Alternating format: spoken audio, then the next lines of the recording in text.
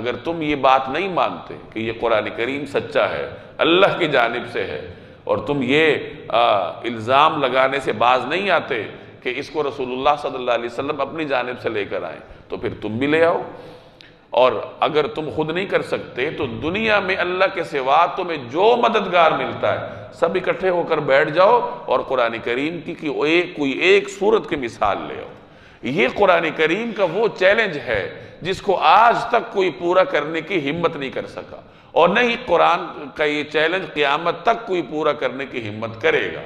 کہ قرآن کی ایک سورت کی طرح سورت بنا کر لے آؤ۔ مختلف لوگوں نے کوششیں کی ہیں، مسیلمہ کذاب نے بھی کچھ آیات گھڑنے کی کوشش کی تھی، لیکن اس کے اپنے ہی لوگوں نے اس کے منہ پر وہ دے ماری تھی کہ کہا وہ کتاب جو محمد صلی اللہ علیہ وسلم بیان کرتے ہیں، جو کہ علم و حکمت کا اپنے اندر سمندر رکھتی ہے، اور کہا تمہاری یہ واہیات۔ اس کے اپنے لوگوں نے اس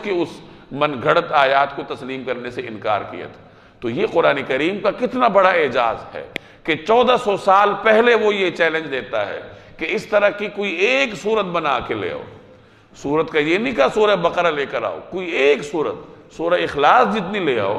سورۃ الکوثر جتنی لے آؤ، سورۃ النصر جتنی لے آؤ، لاؤ تو صحیح، لیکن آج تک کوئی نہیں لا سکا۔ تو اس سے بڑھ کر قرآن کریم کا اعجاز کیا ہو سکتا ہے کہ دنیا کے تمام انسان مل کر بھی اس طرح کی اگر کوئی ایک آیت بھی نہیں بنا سکتے، تو اس کا مطلب یہ ہے کہ یہ انسانی دماغ کا شاخسانہ نہیں، بلکہ یہ اللہ تبارک و تعالی کی جانب سے نازل کردہ